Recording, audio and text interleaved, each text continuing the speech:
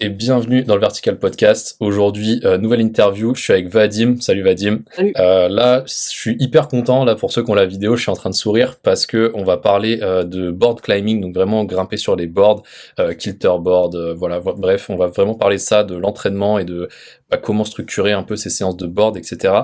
Et je vais pas faire de longue introduction, de redire le sommaire, etc. Je vais directement te laisser la parole, Vadim. Est-ce que tu peux un peu te présenter pour ceux qui te connaîtraient pas? Un peu, voilà, une petite présentation rapide et après on parlera un peu plus de ton parcours, etc. en escalade et de tout ce qu'il y a d'intéressant à dire là-dessus. Ok. Je m'appelle Vadim. J'ai commencé à grimper quand j'avais 12 ans. J'ai grimpé pendant 3 ans un peu en mode passe-temps. Puis j'ai arrêté pendant tout mon lycée, mes études. Et là, ça fait 6 ans et demi que j'ai repris. Et donc, en grimpant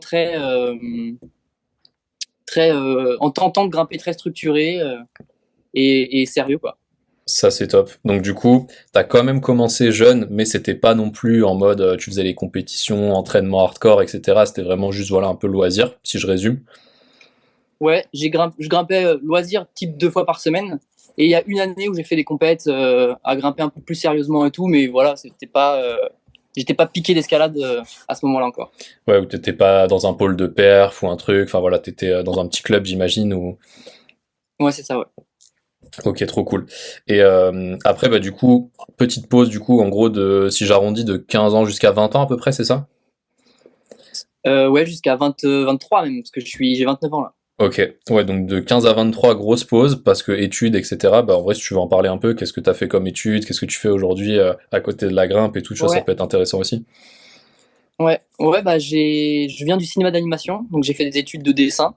Et c'est mon métier, quoi, de dessiner de différentes manières, et surtout sur mes projets en ce moment. Et, euh, et ouais, j'ai continué à grimper de temps en temps, de manière vraiment ponctuelle, parce que mon père habite à Fontainebleau, donc de temps en temps, on allait grimper ensemble, des choses comme ça. Mais en tout cas, Mais t'étais pas en mode j'ai pas, entraînement structuré ou non, essayer non, de pas du tout. progresser ou Vraiment, vraiment quoi. pas. Ok, super. Et du coup, ensuite, de 23 ans jusqu'à aujourd'hui, si on arrondit, reprise Ouais. vraiment sérieuse, qu'est-ce que toi, t'as appelé ou tu appelles vraiment entraînement sérieux? Vraiment, là, un peu plus comment dire? Ta structure un peu, en fait, d'entraînement, de qu'est-ce que tu fais un peu concrètement? Tu as le nombre de séances par semaine, le nombre d'heures à grimper, à t'entraîner, tu vois, juste pour donner un aperçu global. Et après, on parlera un peu plus, de ta philosophie, ta théorisation de la grimpe, etc. Ça va être un peu la première partie du podcast. Ok. Quand j'ai repris, je grimpais 3 fois par semaine déjà. Donc, un jour sur deux, et puis un jour avec 2 jours de pause. Euh, et maintenant, je grimpe vraiment un jour sur deux. C'est ça mon rythme principal. C'est pas forcément le rythme le plus optimal, mais je veux pas non plus que les escalades prennent vraiment toute la place sur ma vie, parce que c'est un sport qui est quand même chronophage. Et le dessin, ma pratique, elle est hyper chronophage aussi. Ça demande beaucoup de temps de dessiner. Donc, c'est difficile, c'est pas évident de trouver l'équilibre entre les deux. Et en tout cas, moi, celui que j'ai trouvé, c'est de grimper un jour sur deux. Et du coup, quand j'ai repris l'escalade, moi, une des choses que je préfère dans le sport, enfin que je préfère même de manière générale, c'est un peu le théorie crafting. Un peu, tu as des objectifs, ou alors tu vois que les professionnels, enfin, tu as t'as une problématique, tu vois que, je sais pas, les professionnels de ce que tu aimes, du sport ou d'un jeu vidéo, n'importe, ils, sont, ils ont telle faculté, et donc essayer de comprendre comment est-ce que tu en arrives là, qu'est-ce que c'est, par rapport à l'escalade, du coup, qu'est-ce que l'escalade, qu'est-ce que l'escalade physique, qu'est-ce que le mouvement, etc. Et, euh, et à ce moment-là, du coup, j'étais très orienté physique. J'étais vraiment un peu en tunnel vision sur le physique, à me dire, bon, les meilleurs grimpeurs du monde, ils tiennent un bras, un 14 mm avec 15 kilos, ils font 5 tractions à un bras hyper clean, ils font un front lever comme si c'était rien, tu vois. Donc j'étais vraiment très obsédé là-dessus. Donc quand j'ai repris, c'était vraiment... à ce moment-là, je faisais et de la moonboard et des voies assez courtes de salle. Ça montait à 8 à plus jusqu'à 8 à plus dans ma salle. Et je faisais énormément de prépa physique, du coup. Donc, surtout en fin de séance, à ce moment-là, je faisais donc beaucoup de suspensions longues, de repeaters, là, de 7-3, des trucs comme ça. Beaucoup de traction lestée, de tirage horizontal, de front lever, tout ça. C'était vraiment la moitié de ma séance, c'était de la prépa physique, quoi. Et à l'époque, Et plutôt en fin de séance, du coup, la prépa physique, du coup. ouais, plutôt en fin de séance. Mais en fait, j'avais des séances qui étaient très peu fatigantes. Et je vais t'expliquer pourquoi. J'avais des séances qui étaient très peu fatigantes parce que j'étais très orienté force max très tôt. Et du coup, en fait, dès qu'au bout d'une heure et demie, dès que j'avais plus de force, dès que je sentais que je pouvais plus faire mes projets, je faisais ma prépa physique, quoi. Donc, un peu Donc j'étais séance toujours en quand même deux temps. relativement prêt. Ouais, c'est ça. Et du coup, pour chiffrer un peu, après ma première année de grimpe, je faisais 7A plus moonboard. Après ma deuxième année de reprise, je faisais 7B, 7B+, et j'avais fait la voie la plus dure de ma salle, c'était 8A+, dans la salle. Après 3 ans de grimpe, voilà, 7C, jusqu'à 8A, après 4 ans de grimpe, quoi. À ce moment-là, en fait, je me suis rendu compte d'une erreur assez, vraiment très importante dans mon entraînement. Je m'en suis rendu compte quand j'ai rencontré quelqu'un, Antoine Merck, il s'appelle, c'est un grimpeur. Et je sais pas si tu connais. Non, ça me dit rien de nom. Grimpeur amateur. Ouais, c'est plutôt un grimpeur amateur qui se médiatise pas.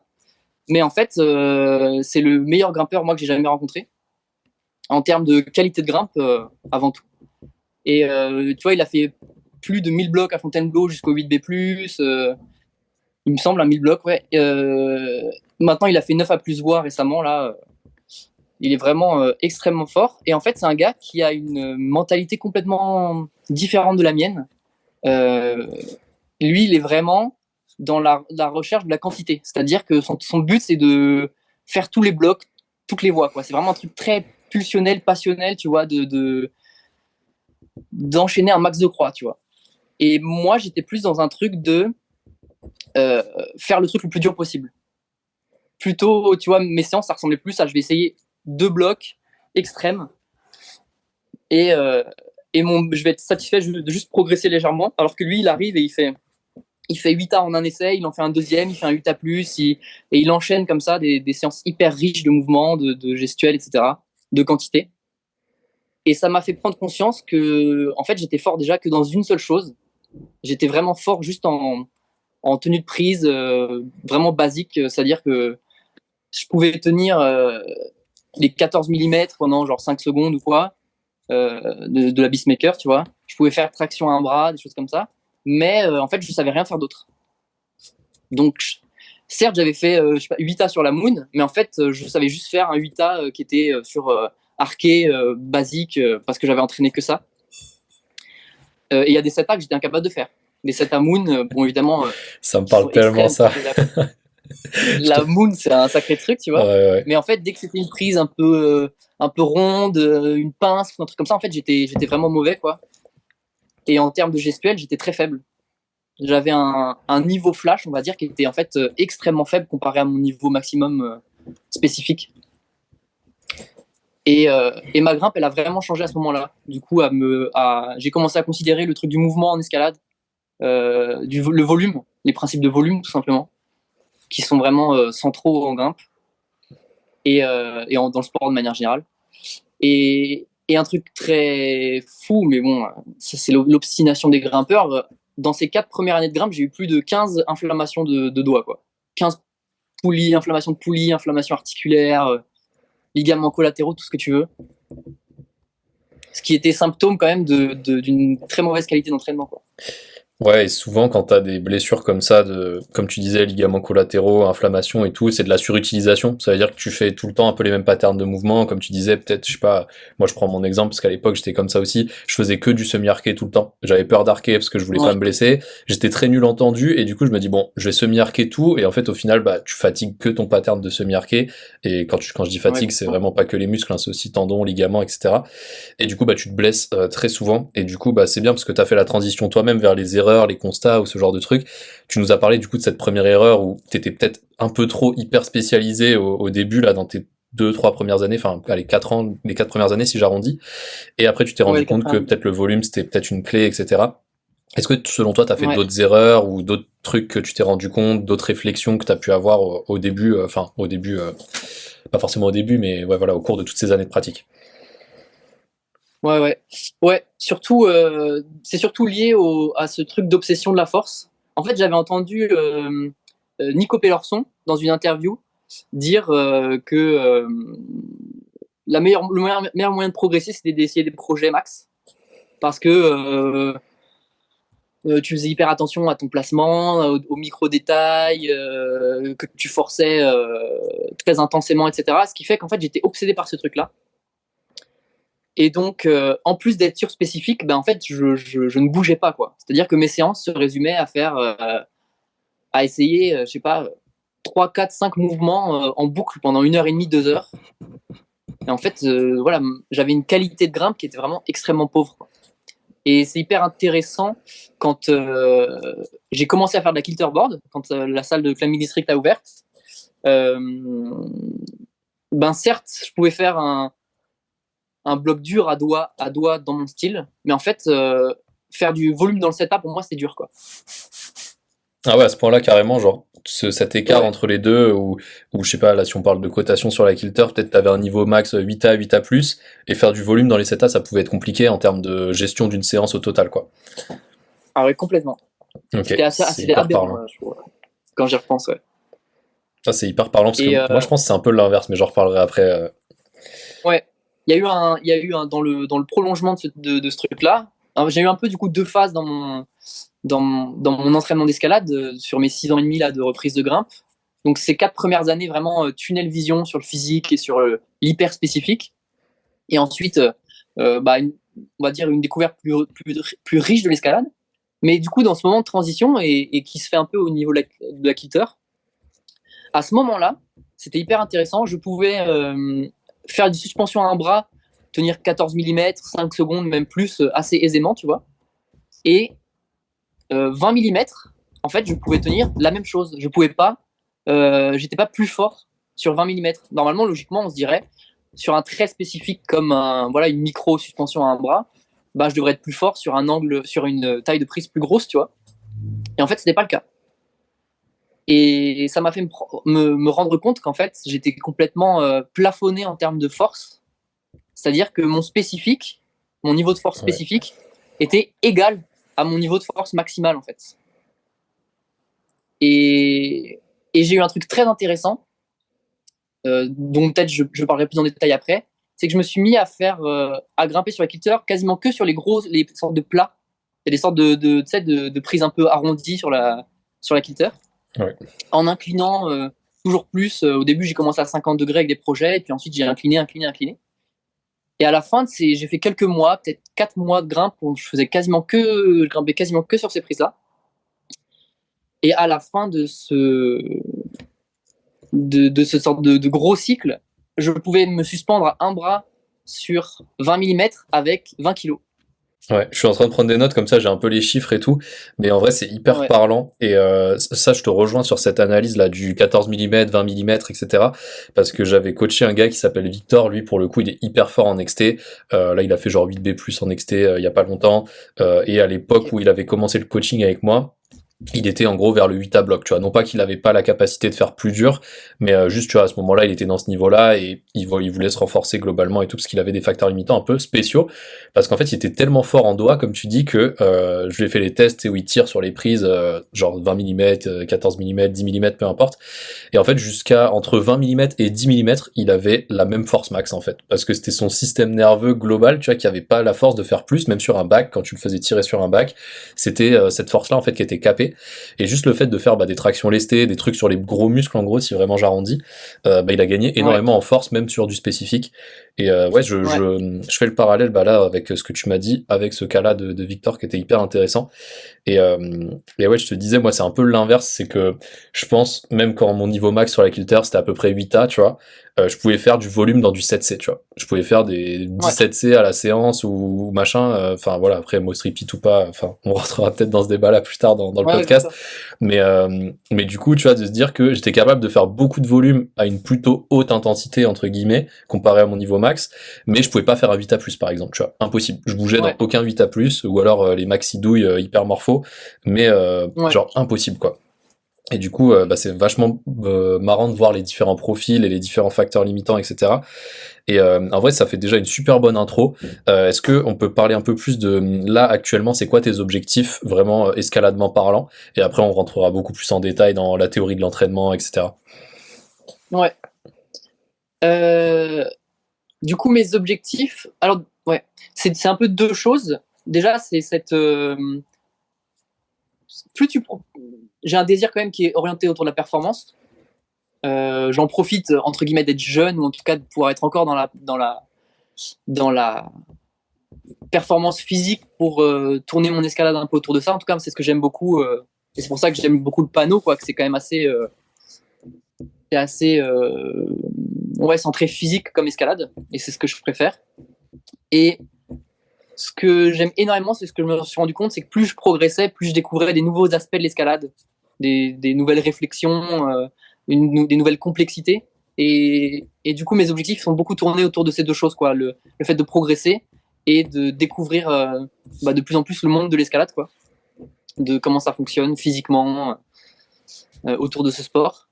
Et, euh, et donc concrètement, les objectifs long terme, bah là j'ai fait mon premier 8B vrai 8B, on va dire, sur la Kilter récemment, en décembre.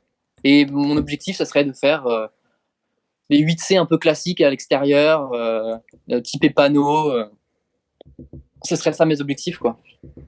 Ouais, 8C donc ou plus, vraiment si c'est possible d'aller plus loin. au niveau de bloc XT, avec du coup Ouais, cette notion un peu de transfert où si je fais un énorme raccourci, tu t'entraînes sur la board en salle parce que t'as pas forcément accès à l'extérieur H24 et que t'as envie que ça c'est se ça, ouais. transfère sur du long terme sur de la grimpe XT. Si je fais un énorme raccourci, c'est à Ouais, peu près ça. ouais, ouais, complètement. Ouais, complètement. Ok, hyper intéressant.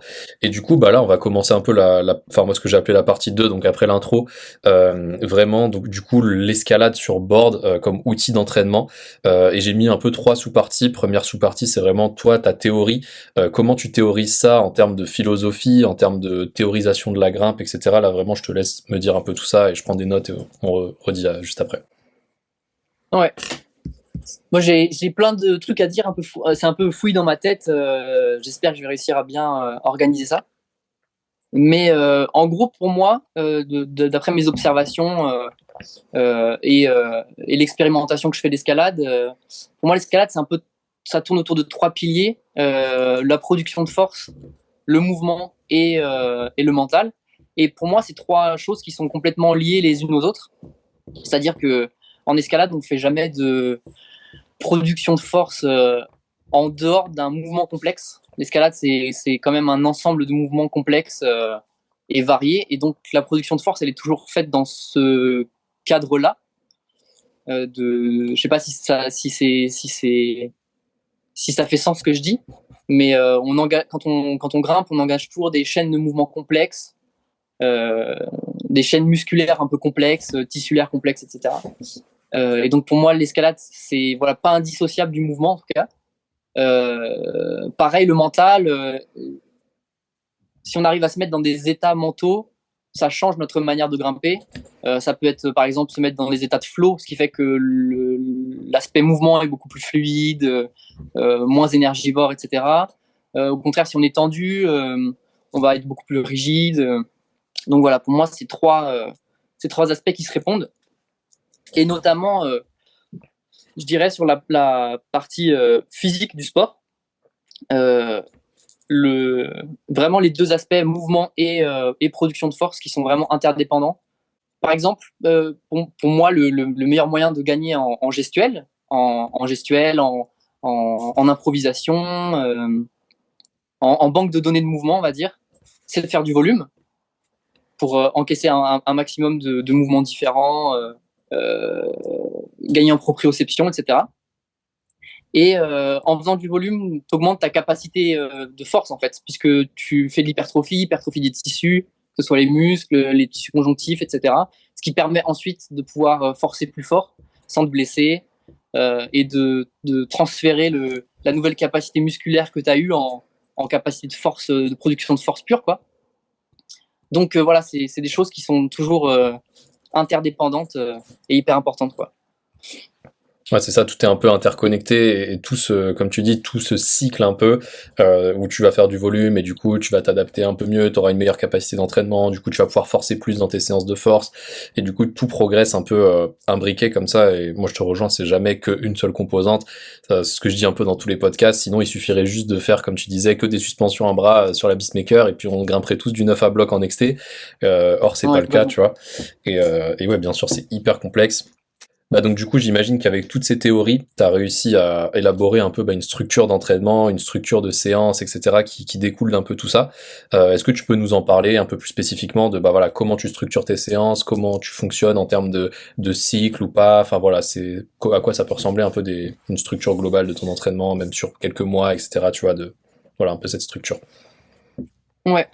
Avant d'aller vraiment dans la structure, il y a un truc qui a été hyper intéressant pour moi, c'est d'essayer du coup de comprendre quels étaient les mouvements d'escalade, tu vois. Est-ce que c'est des choses aléatoires ou est-ce que c'est des choses qu'on peut contrôler et analyser, tu vois.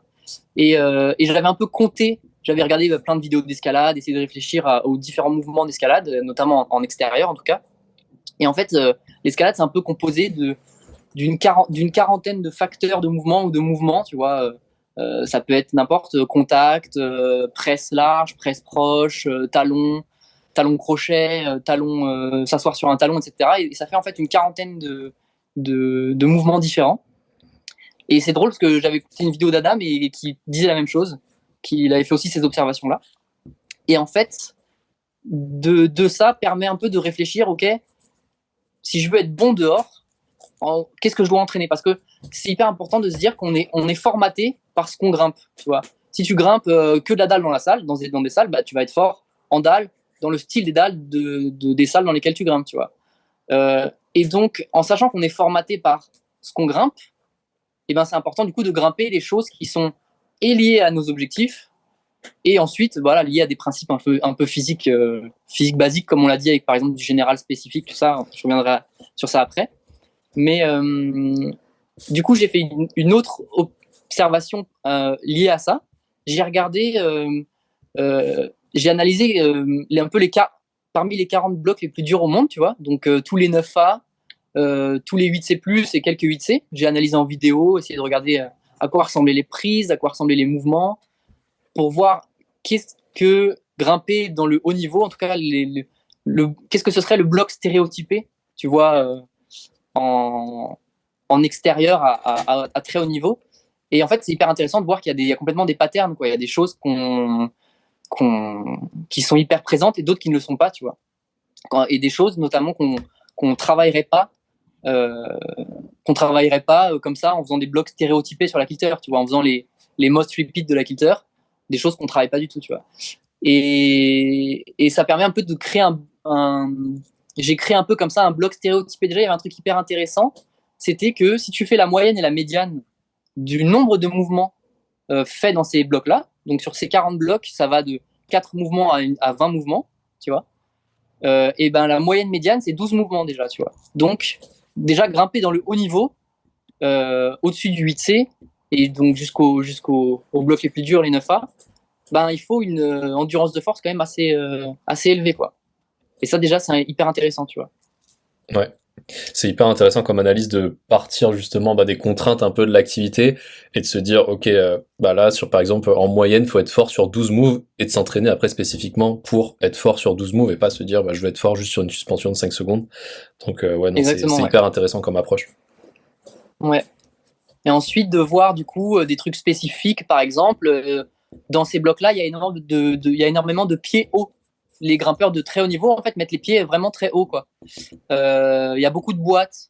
Les arquets paraissent souvent assez plates. Ce qui fait que tu peux pas, une arquée crochetante, tu peux faire énormément de choses avec. Une fois que tu l'as plantée, tu peux te déplacer facilement autour. Alors qu'une arquée plate, tu es obligé de rester en dessous, d'engager les épaules, etc. Enfin, tous ces facteurs-là qui en fait permettent du coup de structurer un peu, ouais, de structurer les séances et ce qu'on va travailler dans la séance, quoi. Ça, Ouais, ça a une été un sorte truc de vraiment bagage technique ou de prérequis que tu observes et tu te dis, OK, il y a besoin d'être fort dans tous ces facteurs-là. Je vais ouais, structurer mes séances pour travailler un peu tous ces trucs-là, quoi. ouais. Parce que du coup, comme je le disais, t'es formaté par ce que tu grimpes. Et donc, si tu grimpes sur la kilter, sur la moonboard, la tension board, peu importe, les blocs stéréotypés, ben, tu vas devenir fort dans ce truc-là. Et notamment sur la kilter board, par exemple, comme les prises sont relativement bonnes et que avec le style d'escalade moderne et on va dire l'inflation des mouvements impressionnants avec les réseaux et tout, sur la kilter, bah moi à mon niveau, 8A+, 8B, tout ça, en fait, t'as que des jetés en max span sur des bacs, tu vois. Est-ce que c'est ça que j'ai envie de faire? Est-ce que c'est ça qui va me rendre fort dehors, tu vois? Et du coup, bah non, en fait, parce que en fait, tu vas jamais faire de talons, tu vas jamais faire de lolotte, tu vas jamais faire de boîtes, de pieds super hauts. En fait, tous ces trucs-là, tu les fais quasiment jamais, alors qu'en fait, c'est vraiment la base de la performance, en fait. Et donc ça, c'est hyper important. Moi, j'utilise la board énormément comme un spray wall, plus que juste un outil dans lequel je fais des blocs voilà, les plus répétés, les plus populaires. Et donc, je m'ouvre vraiment énormément de blocs.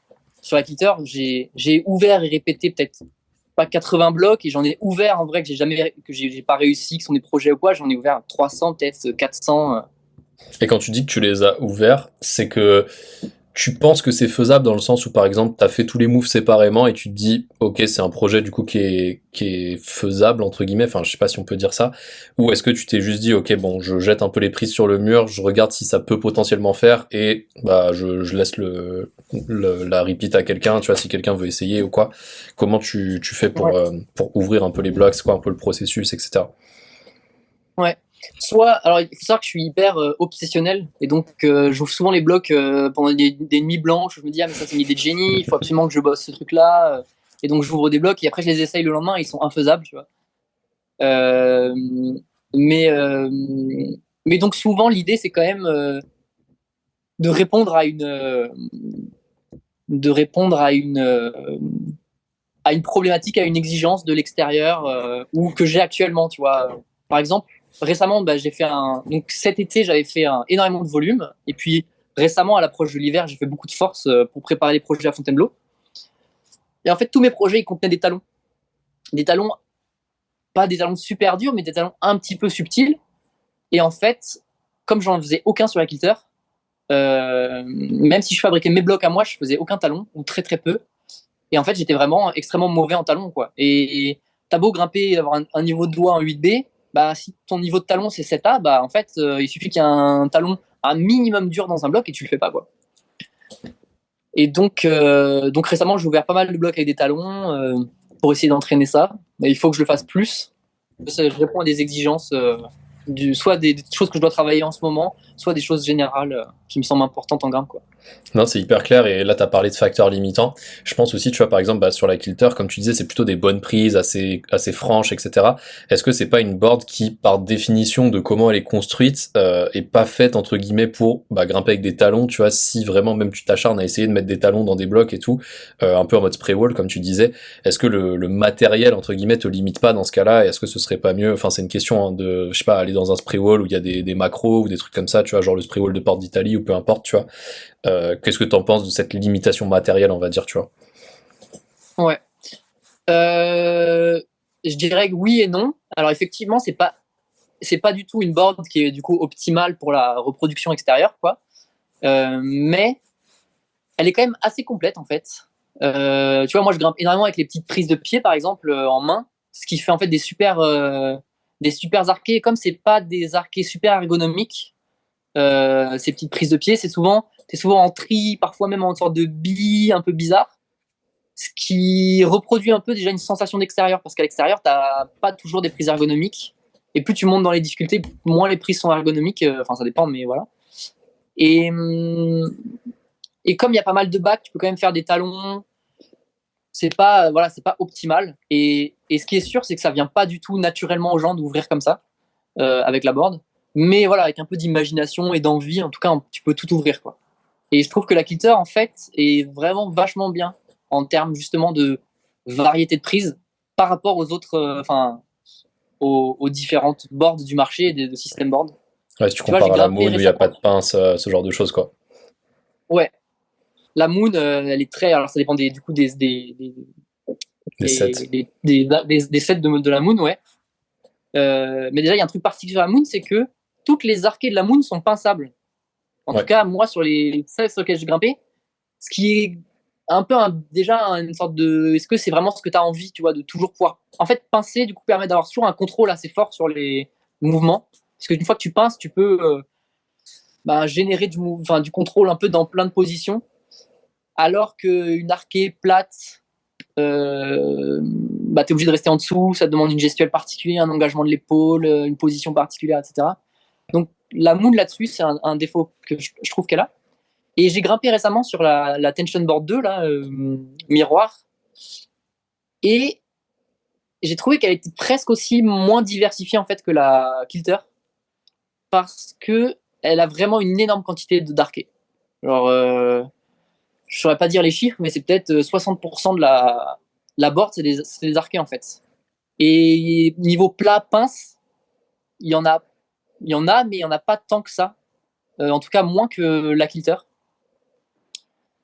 Et ce qui fait qu'en fait, la Kilter est plutôt vraiment un bon outil. Après, pourquoi je préfère la Kilter à un spray, par exemple? Déjà, évidemment, c'est le côté de pouvoir se mesurer à des blocs ouverts par des gens très forts et donc savoir un peu où t'en es, tu vois.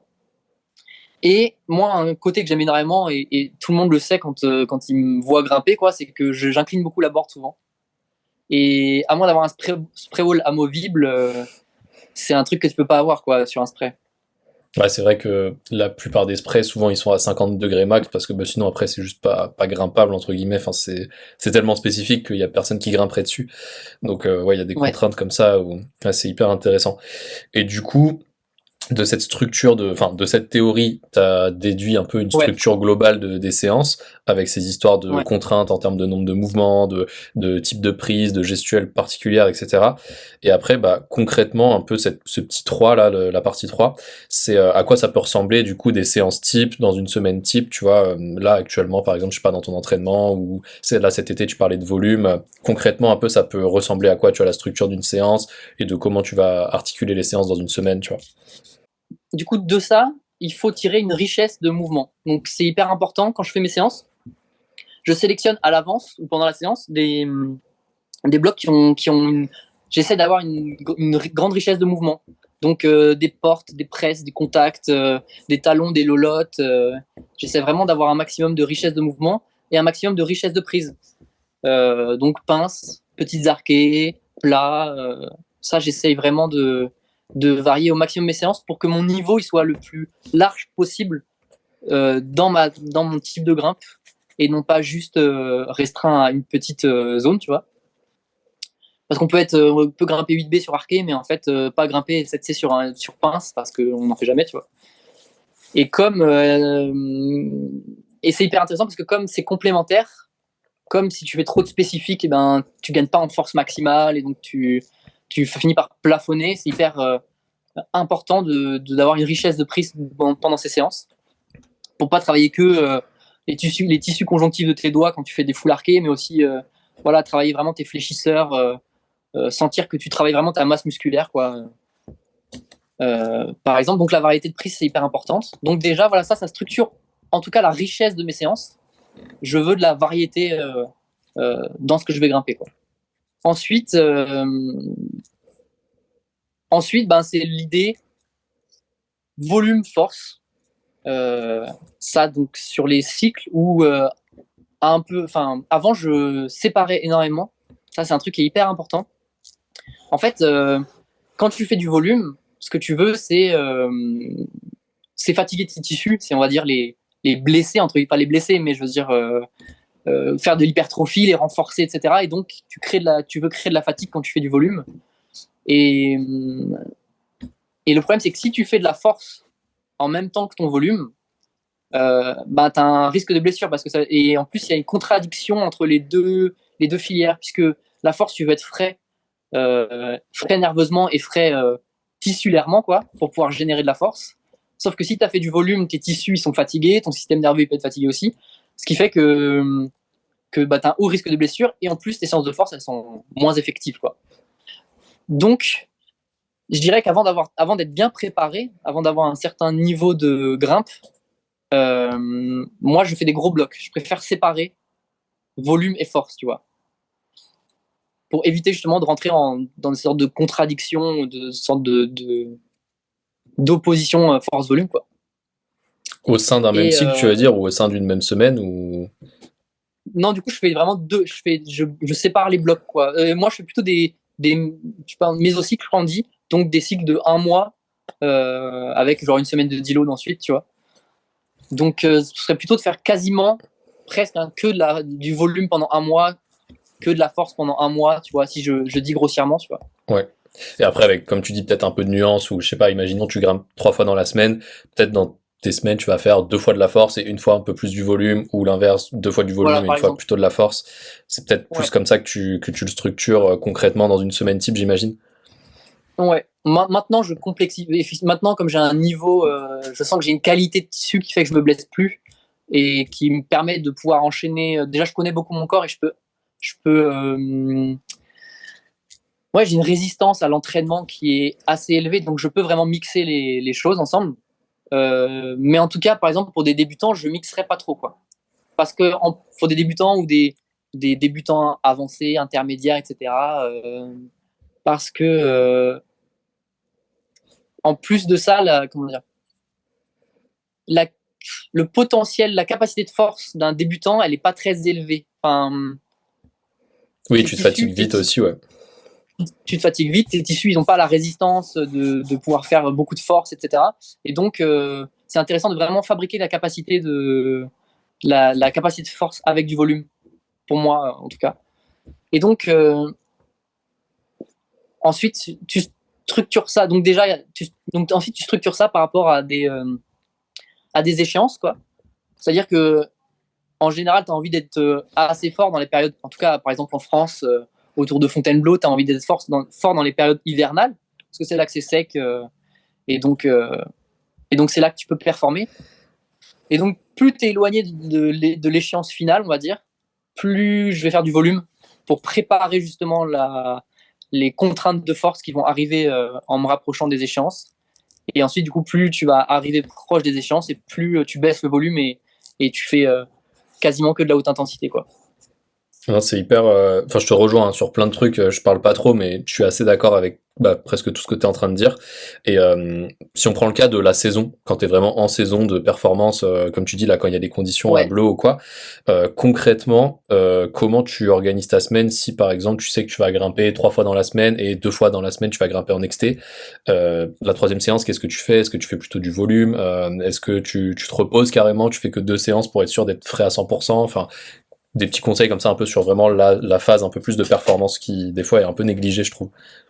C'est pas évident. C'est pas évident. Les phases de performance, en tout cas, moi, je les découvre un peu et c'est pas évident parce que avant, je me disais, et puis j'écoutais beaucoup quand tu écoutes des interviews, des podcasts, etc., sur la force, sur les grimpeurs de haut niveau, ils parlent quand même beaucoup vraiment de baisse totale de volume et de haute intensité. Et en fait, je me suis rendu compte que effectivement, j'étais très fort dans ces périodes-là, mais en fait, je perdais vraiment en gestuelle, quoi. Je perdais en improvisation, je perdais en réflexe de grimpe parce que je passais mon temps à faire de la force, des projets difficiles et que je faisais très peu de volume de grimpe. Et, et ce qui est problématique parce que je pense que c'est toujours important de maintenir un niveau flash euh, assez élevé, quoi, le plus proche de ton niveau de force, on va dire. Et donc maintenant, je mixe. Avant, donc je faisais que de la force dans les périodes de performance. Et maintenant, j'alterne. Par exemple, je vais faire 2 séances de force et une séance d'endurance de force, très typée gestuelle. Donc, je vais essayer de trouver des blocs un peu complexes en mouvement pour qu'ensuite, quand je vais grimper et que je dois enchaîner 10 mouvements avec 3 talons différents, etc., je bouge bien, tu vois. Que je sois pas juste puissant, rigide, mais que je puisse bien bouger. Donc voilà, mixer force et volume sans aller du coup dans la fatigue. Tu veux faire de la quantité de mouvement, mais en tout cas tu veux pas te fatiguer dans ces périodes-là. Contrairement à des périodes de volume où là, tu veux accumuler la fatigue. Du coup, quelqu'un qui irait dehors, qui ferait 3 séances et qui ferait 2 séances XT, ben, moi, probablement, quand tu te sens vraiment bien, une séance projet max, tentative de sortir son projet. Quand tu te sens légèrement moins en forme, d'essayer plutôt de faire, pas de la quantité, mais en tout cas quelques blocs à la séance. Du coup, un peu moins élevé que ton niveau max, mais d'essayer plusieurs blocs et potentiellement d'en sortir plusieurs. Et puis, séance intérieure, un petit rappel de force, et puis ensuite de la gestuelle, quoi, pour garder ce truc de mouvement, quoi. Non, c'est sympa. Moi, j'appelle ça le rappel de sensation, de faire un peu des séances de volume quand t'es en cycle de perf ou quoi. Franchement, pour des gens de notre niveau, enfin de ton niveau, tu vois, si on arrondit, ce serait de faire en gros un circuit rouge à Arcos, tu vois. Si vraiment je fais une sorte de parallèle pour que ce soit vraiment peu intense, mais que ce soit quand même pas non plus que des bacs et où bah tu brasses de la gestuelle, quoi. Où tu fais vraiment plein de mouvements différents. Comme tu dis, tu sollicites aussi d'autres structures que juste les doigts en arqué sur des petites prises ou quoi. Donc ça, c'est un truc que Ouais. j'ai tendance à recommander à plein de personnes et que je fais aussi des fois, voilà, volume un peu plus tranquille. Mais comme tu dis, tu vas pas te fatiguer dans le sens où, moi personnellement, une séance de volume type rappel de sensation, ça peut durer comme 1 heure grand max, alors qu'une vraie séance de volume, ça pourrait durer comme entre 2 heures et 3 heures si on prend en compte toute la durée de la séance, Ouais, quoi. complètement. Ouais. Donc non, c'est hyper clair. Et du coup, pour revenir un peu sur les séances type, t'as parlé du coup de séances type de force, séances type de volume. Concrètement, comment tu structures un peu ces séances-là? Et il y a un truc que j'aime bien mettre en perspective, c'est les intensités relatives. Qu'est-ce que j'appelle une intensité relative? C'est que là, tu vois, en intro, tu me parlais du grimpeur là, Antoine, que tu avais rencontré, qui faisait énormément de volume, Ouais. de quantité de croix et tout, mais ça se trouve, tu vois, par rapport à son niveau max, j'en sais rien, bah lui, peut-être il faisait du volume dans du 8A, mais si son niveau max c'est 8B+, bah c'est un peu comme si nous, je sais pas, grimpeur de 7C, on faisait du volume dans le 7A+, tu vois, en termes d'intensité perçue. Ouais. Du coup, est-ce que tu peux nous éclairer un peu plus sur voilà la structure de tes séances, un peu de force, de volume, et si t'as des échelles d'intensité, tu vois, qu'on puisse un peu recontextualiser, que je sais pas, le volume c'est du 6/10 ou du 7/10 ou peu importe, tu vois. Pour les séances de force, alors en général, du coup, je sélectionne. Donc moi, je fais quasiment tout sur la board. Hein. Je fais très peu de off the wall. Les seuls moments où je vais faire en dehors de la board, c'est plutôt de faire des suspensions longues en full arqué, des choses comme ça, quand j'ai envie de renforcer mes tissus vraiment de manière très spécifique. Mais du coup, sur la board, en général, quand je fais de la force, je vais faire entre 14 et 18 montées. Donc je vais sélectionner 6 blocs, on va dire,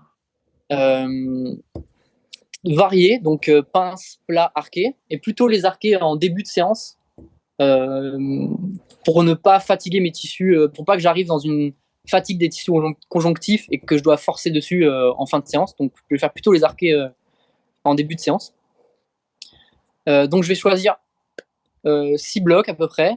Je vais mettre 3 essais par bloc. Les blocs, il faut qu'ils soient.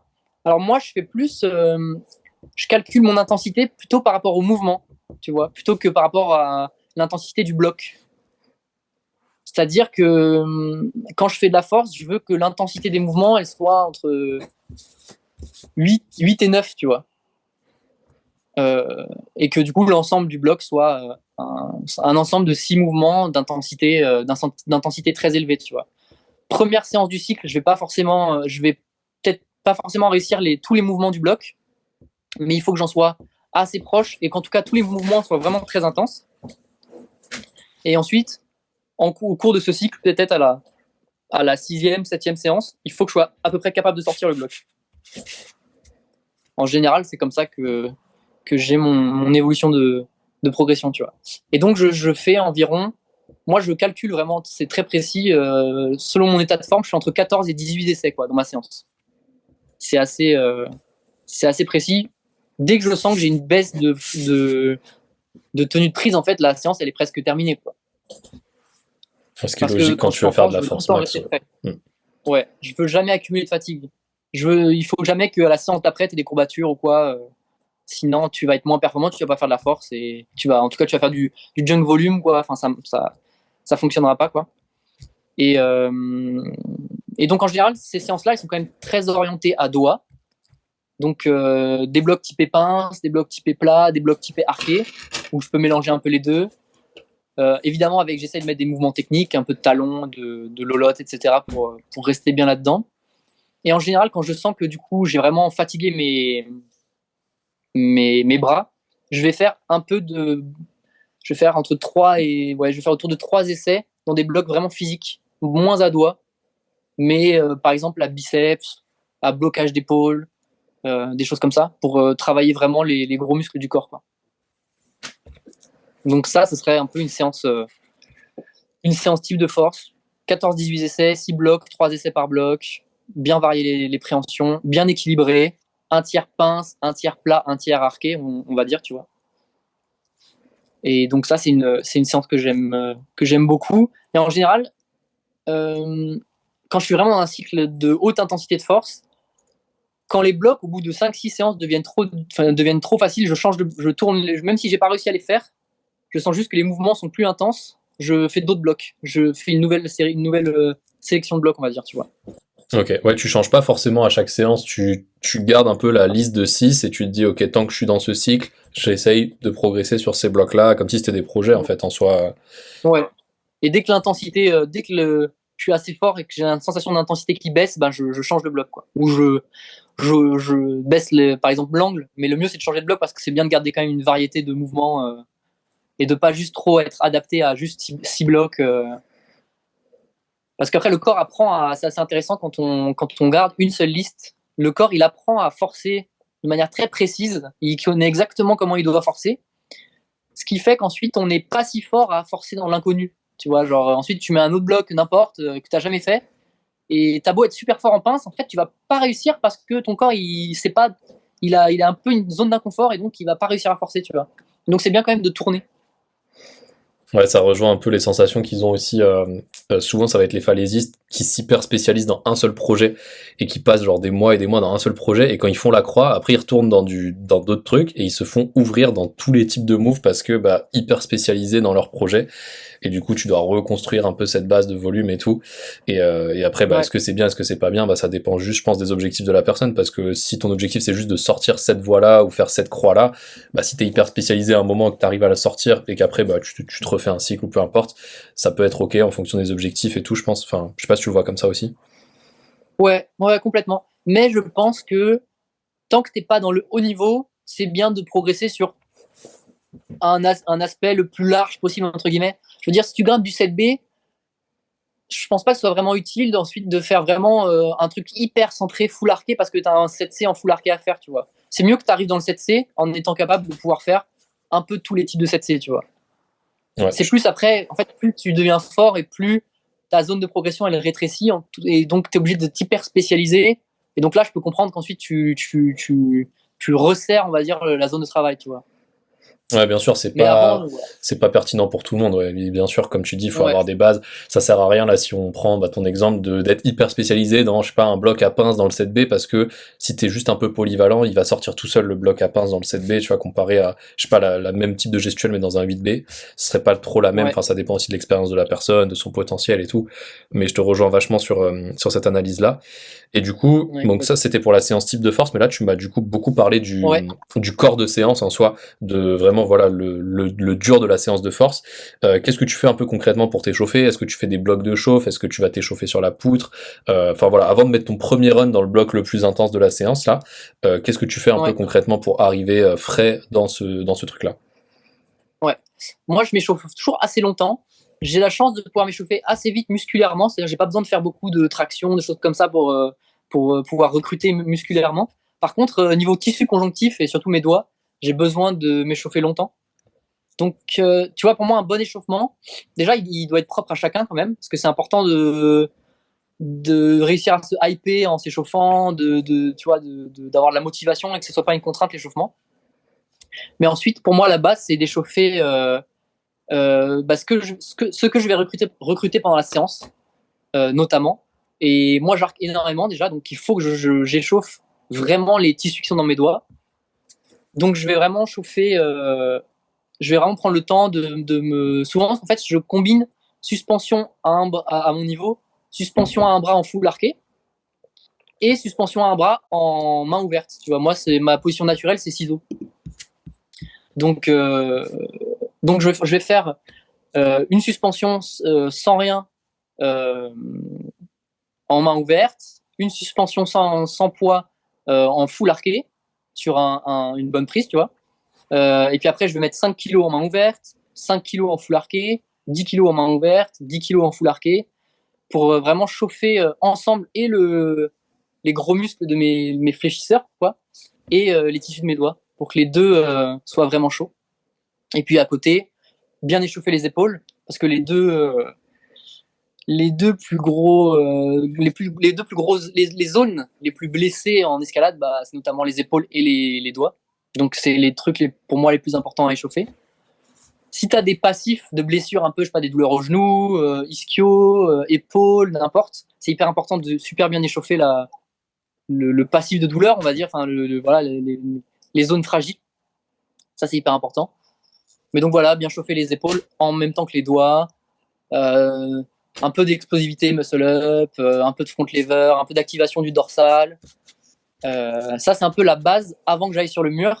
Tu vois, il faut que je puisse, pour moi, il faut que je puisse être capable de faire un max avant d'aller sur le mur. Genre, je peux faire mon max en suspension à un bras. Je peux faire mon max en traction à un bras avant d'aller sur le mur, tu vois. J'y vais vraiment progressivement comme ça et je monte ça. Je fais aussi un peu de souplesse, surtout d'ouverture de bassin, un peu de talons, je force un peu avec mes talons, des trucs comme ça. Il y a un truc hyper bien en dehors du mur à faire, c'est, je sais pas comment ça s'appelle, du toe pull. Enfin, je sais pas, tu mets un haltère au sol et tu le tires avec ton orteil. Tu te mets contre un mur, tu mets un haltère au sol, sur une serviette si tu veux, mais bon, il va pas y avoir beaucoup de friction, donc ça va être facile. Et tu viens vraiment avec la jambe comme si tu griffais une prise, tu griffes l'haltère et tu le tires vers toi. Ok, j'ai capté. Ok. Vachement bien pour réchauffer le système nerveux à griffer, tu vois. Non, j'allais dire plutôt un échauffement hyper complet sur l'aspect Ouais. en dehors du mur. C'est-à-dire que en fait limite Ouais. là ce que tu es en train de décrire c'est une séance de force, hein. Limite être capable de forcer un bras proche de ton max. En fait c'est comme si tu faisais une sorte de renfort spécifique force juste avant ta séance de force en fait, qui va aussi te servir Ouais. de recrutement et d'activation et tout.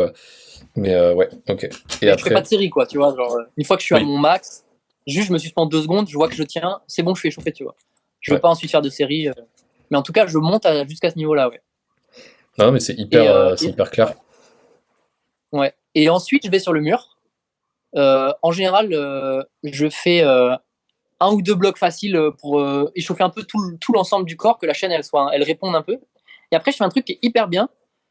Je fais de la potentiation. Je sais pas si tu vois ce que c'est. Bah, j'imagine que tu vois ce que c'est, ouais. Par exemple, si j'en sais rien, j'ai un bloc pendant ma séance, j'ai un projet sur pince, et ben je vais essayer les mouvements du bloc, mais à 60 degrés par exemple. Il est à 50 degrés, et ben je vais les essayer à 60 degrés, tu vois, pour vraiment forcer, même si je fais aucun move, pour vraiment forcer nerveusement, forcer dans les pieds, à gainer hyper fort. Et comme ça, je suis vraiment nerveusement hyper éveillé, tu vois. Ouais, après tu réinclines à 50 et ça te paraît plus simple aussi parce que t'es plus échauffé et Exactement. tout. Mais ça, c'est un truc à faire, je sais pas, ouais, c'est un truc à faire quand t'es un peu plus avancé, quoi, pouvoir vraiment forcer très fort dès le début de séance et puis ensuite venir dans ta séance normale, quoi. Oui, bien sûr. J'imagine aussi là tout ce que tu es en train de décrire, c'est pas forcément des choses que tu conseillerais, comme tu disais, comme tu as parlé tout à l'heure, aux débutants ou ce genre de choses. Enfin, et jusqu'à quand tu considérerais, toi, en termes, si on parle de cotation sur la kilter, ça sera plus simple. Jusqu'à quand tu considérais que ton entraînement global, il doit être un peu généraliste, et à partir de quand tu penses que tu peux commencer un peu à faire des techniques un peu plus avancées et te spécialiser un peu plus, on va dire, en termes de niveau global. C'est dur à dire. Déjà, l'échauffement que je fais, où je vais me chauffer vraiment de ne pas être chaud jusqu'à être vraiment pouvoir forcer au max, ça, je pense que c'est bien de le faire un peu à tous les niveaux, à son échelle. Évidemment, tu fais pas des suspensions à un bras, tu vois, tu fais des suspensions à deux bras, etc. Ça, c'est vachement important, je trouve, de se chauffer vraiment complètement, tu vois, pour pas se blesser. Et ensuite, les petites choses qui sont plus intenses et très spécifiques, c'est dur à dire, hein. C'est dur à dire, mais ouais, je dirais au moins avoir fait quelques 8A stéréotypés sur la board, tu vois. Les 8A les plus répétés, tu vois. Ok. Et là, Non, mais ça donne un ordre de grandeur, tu vois. C'est que Ouais, quelqu'un qui est dans le 7A et qui écoute, tu vois, se dise pas, ah bah pour passer au 7B, je vais avoir besoin de tout ce degré de spécificité, tu vois. C'est plus non, non, pour non. faire ça, tu vois. Ouais, Ok, hyper clair. Du coup, ça c'était pour ouais, la séance de force. Donc, on a ouais, dit un gros échauffement. Là, t'étais un peu à la partie ouais, potentiation. Et en gros, donc si je fais aussi un parallèle, je fais pas du tout de montée en gamme sur les blocs en fait. Par exemple, moi un truc que je peux conseiller la plupart du temps, enfin ça dépend à qui, hein, c'est toujours pareil, mais c'est de faire par exemple, si c'est ma séance de bloc max, où je vais essayer, je sais pas, deux blocs en 8A+, et un 8A, peu importe, je vais faire 2 fois 7A, 2 fois 7B, 2 fois 7C, dans des most repeat, tu vois, des trucs où ça bouge assez bien, mais je vais quand même augmenter progressivement l'intensité en grimpant, en plus de tout l'échauffement qu'il y a eu avant. Ça, c'est un truc que t'as pas trop tendance à faire du coup. non, non, ouais. En fait, j'ai tellement peur quelque part d'accumuler de la fatigue et de créer de la fatigue que je vais direct à l'essentiel. Je fais vraiment un 7C, un 8A et hop, c'est parti. Je vais dans mes 8B projet, tu vois, direct. Ok. Non, j'allais dire c'est intéressant parce que t'as des gens qui vont avoir aussi le discours inverse de dire si j'ai pas fait ces blocs faciles justement avant d'arriver dans mon niveau max, ma gestuelle elle est pas échauffée et j'arrive pas à bouger, tu vois. Il y a plein de gens qui me disent ça des Ouais, fois en coaching ou autre et du coup bah là justement on met en place un peu cette forme de montée en gamme et tout. Donc ça c'est un truc que toi tu ressens pas du tout personnellement et t'arrives à bien bouger dans les trucs durs juste en t'échauffant bien quoi. ouais. Et puis comme dans les périodes de force, je répète quand même, c'est des blocs quand même que je connais. Mon besoin de gestuelle, il est assez limité, tu vois. En tout cas, il est limité à ces blocs-là. Donc, tu vois, après peut-être le premier essai dans les blocs sera un peu plus de la chauffe, le temps de retrouver les sensations. Mais en fait, j'ai pas besoin d'avoir voilà, une gestuelle hyper fluide et tout, quoi. Ok. Non, mais C'est c'est surtout de. hyper concret. Et pour finir un peu la séance, donc gros échauffement, corps de séance, t'en as déjà parlé, donc les 14 à 18 montées, etc., les 6 blocs différents, 3 runs par bloc à peu près. Et en fin de séance, est-ce que t'as une routine ou est-ce que bah voilà, dès que t'es fatigué, la séance s'arrête, ou alors je sais pas, tu fais des petits étirements, une redescente ou quoi. Non, bah, comme je te disais, après ce bloc, un peu de bloc plus musculaire, vraiment biceps, blocage épaule, sur le mur toujours. Et voilà, quoi. Après, c'est dès que je sens que vraiment je suis bien fatigué, c'est la fin de séance, quoi. Ok, hyper clair. Et juste la durée de la séance, en moyenne, ça te prend combien de temps entre le moment où tu arrives à la salle et le moment où tu sors sur une séance de force comme ça? Franchement, ça dépend, hein. Je fais plutôt des longs repos entre chacun de mes essais, au moins 4 minutes et jusqu'à 8 minutes. Ça dépend ça dépend de. Je veux toujours être frais à chacun de mes essais, le plus possible. Et selon, tu vois, s'il y a du monde avec toi sur la board, la séance elle peut être longue. Autant des fois il y a personne, tu vas vite, efficace. En 2 heures, tu as fini la séance. Et autant des fois ça dure 3 heures. Ouais, c'est un ordre de Mais grandeur, tu vas voilà. de pas faire des séances de 4 heures, 4 heures et demie. Mhm. Non, mais de Non, toute ok. façon, quand tu fais de la force, tu veux jamais aller dans une fatigue élevée, quoi. Donc dès que tu sens que ton niveau de force il a baissé de, je sais pas, 20%, c'est dur à quantifier, tu vois, mais dès que tu sens que tu peux plus vraiment forcer ou que tes tissus sont fatigués, bah c'est le moment d'arrêter. Non, mais ça conclut vraiment bien cette partie sur la séance de force.